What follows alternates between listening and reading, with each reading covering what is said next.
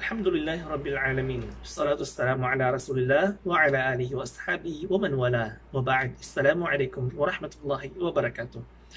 Mga kapatid sa pananampalatayang Islam, pagkatapos ng pag-aayuno sa buwan ng Ramadan, hindi rin ito nagtatapos ang mga biyaya at gantimpala na ipinagkakaloob ng Allah subhanahu wa ta'ala para sa kanyang mga alipin.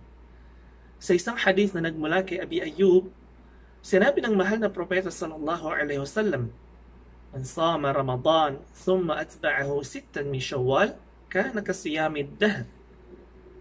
Sa pinakamalapit nitong kahulugan, sinabi ng mahal na propeta sallallahu alaihi wasallam, sino man ang mag-ayuno sa buwan ng Ramadan, pagkatapos ay sinundan niya ito ng pag-aayuno ng 6 na araw sa buwan ng Shawwal, kana kasiyamid dahr. Siya ay parang nakapag-ayuno ng isang buong taon. Mga kapatid, bibigyan ka ng Allah subhanahu wa ta'ala ng gantimpala na para kang nakapag-ayuno ng isang buong taon kung mag-aayuno ka ng 6 na araw kasunod ng pag-aayuno sa buwan ng Ramadan, sa buwan ng Shawwal. Kaya't huwag na huwag natin palagpasin ang malaking pagkakataon at malaking biyayang ito na ibinibigay ng Allah subhanahu wa ta'ala para sa kanyang mga alipin.